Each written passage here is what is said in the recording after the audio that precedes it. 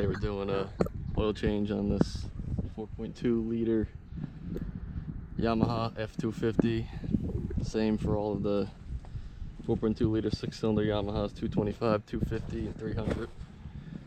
We'll go through a quick parts list, but pretty simple. You got your Yamaha oil change kit here, 10W30, up here in the New Jersey Northeast region. Some of you Florida guys might bump that up to the 2040 because you guys run hot down there. You'll need a 5mm socket for all of the apron screws that you're gonna have to remove. If you're doing it with an extractor, you don't need to remove this, but I like taking the apron off when I'm on land. You get the full amount of oil out. You'll need a 14mm socket for the drain plug, power tools to take the apron bolts out, ratchet. I like to mark with one of the white markers the hours on my oil filter that comes with the kit. You got your oil filter, crush gasket in there, level out the motor, make sure you're getting a good oil level on your dipstick. But they give you a little disposable funnel, which I actually like, and then some sort of torque wrench to torque down that drain screw. You're a torque guy, so we'll go ahead. I got my motor in a big old storage bin here to run water to it. We'll go ahead and run it for a couple minutes, get the oil nice and hot, and then we'll begin the removal process. Alright, motor's running in our makeshift basin here. Got plenty of water coming out. Let this run 5 minutes, bring the oil up to temp, and then we'll take off all of the apron screws here. But she's looking mid. Looking real nice. Oh, you're recirculating all the water. The water's gonna get hot. You're gonna heat the unit. We're just running this real quick, guys. It is perfectly fine. If this water coming out the tailtail is getting hot to the touch, to the point where you can't have your finger here, well then you got a water problem. But right now we're just running this thing to let the oil get warm. It's perfectly fine. Alright, so these are 5mm bolts. You've got one here. This one's longer than the rest, so make sure you keep that in mind. You got one in the front here. One here all the way beneath the power head by your first motor wash. Two here. And then a couple down there. So we're going to take these off. There's one more larger bolt down here by your speed sensor. Runs all the way up to here. Speed sensor. So make sure you get that guy too. We're going to pop the oil cap up top and then drain from here. This is a 14mm drain bolt. Alright, so crack that guy loose. We're gonna try to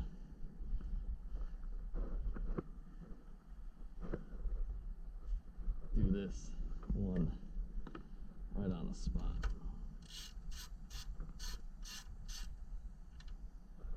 Do not do this unless you know what you're doing. And that's it.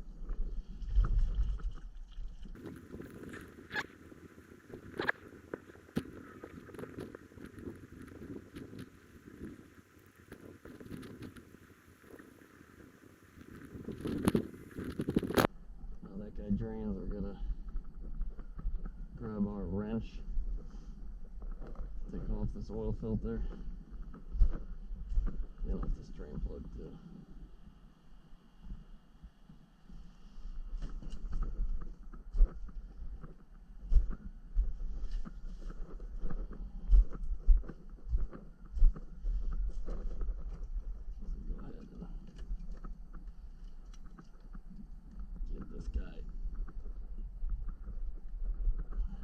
loose with the wrench.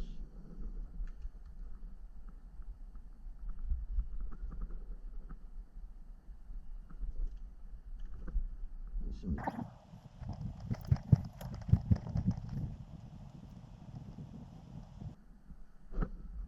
And that's it. Clean up that oil there. Change out the filter, use some of that old oil on the ring here. And then we will tighten the drain plug. Grab your new filter.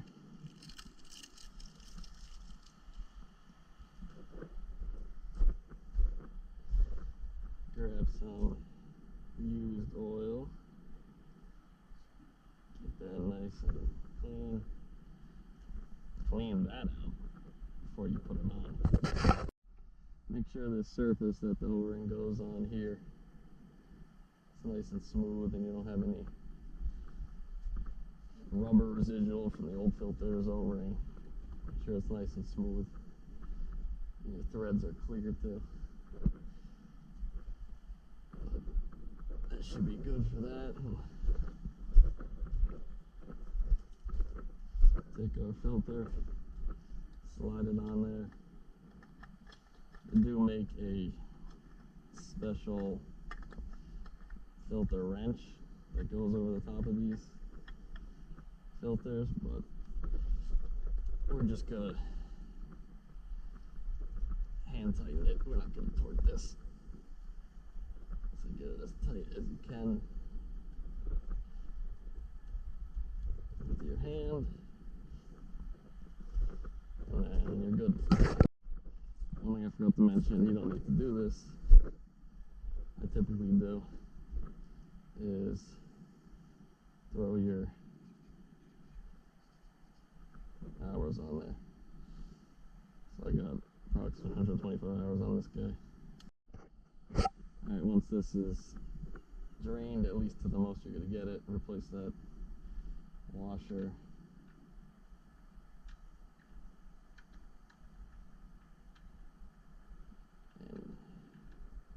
Get this going. Torque it down to 18 foot-pounds. Just get it tight like that.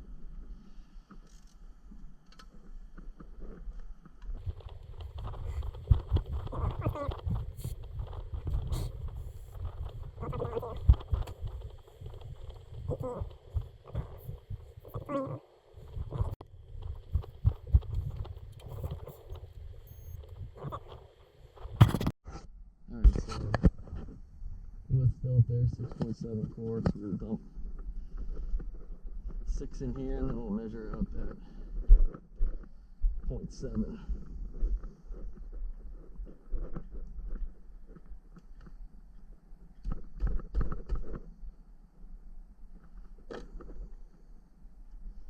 There we go.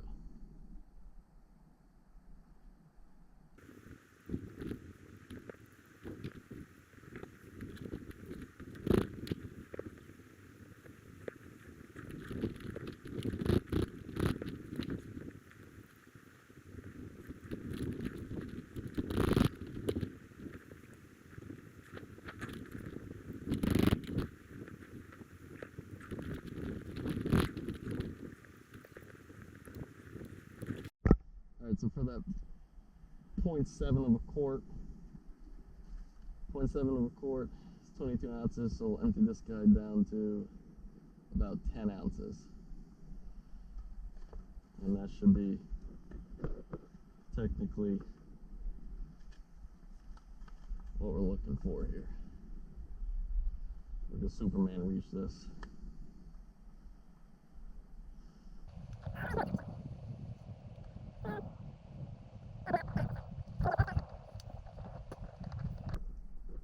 Throw our cap back on.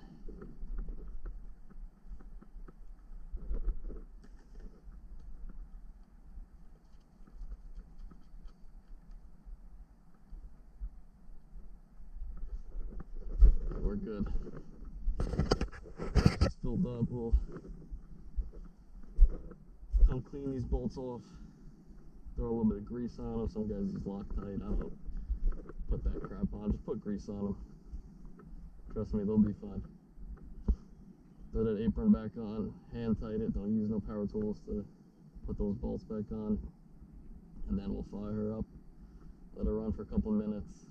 Bring the engine trimmed up to let all the oil gather in the crankcase here and drain down to the sump. And then we'll trim it back down, leave it for a minute or two, and that's how you get a true oil reading on these vertically mounted engines. That's in the shop manual, that procedure. So, alright, so we got our bolts lightly greased. We're gonna throw this apron back on, hand tighten them. I'm not gonna videotape that, waste your guys' time, but we'll do that. We'll get our basin back on, we'll let the engine run for 5 or 10 minutes. Check our oil level, we'll be done. Alright, so we trim the motor all the way up. Let all the engine get down in that crankcase. Now we're going to trim her down. Leave it like this for 5 to 10 minutes. Trim it down. Point where you think it's level. You can always go by the anti-cavitation plate. It's your true level, or you could go up here. So this looks that's good enough level to give us a reading. Let it sit like this for a couple minutes or two. I'll get down to that sump and we'll take our reading. Alright, we're gonna pull this. Put the dipstick in. Give it a second. We are a little bit above half, which is perfect.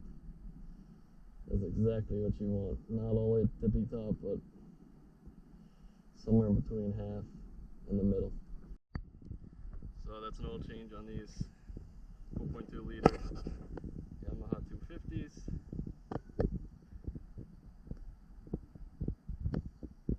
Sorry, the quality might not have been the best at times. I don't think my computer setup is rigged to edit videos. But questions, throw them in the comments. Like the video, subscribe. We'll be doing more and more Yamaha maintenance videos in the future as time progresses.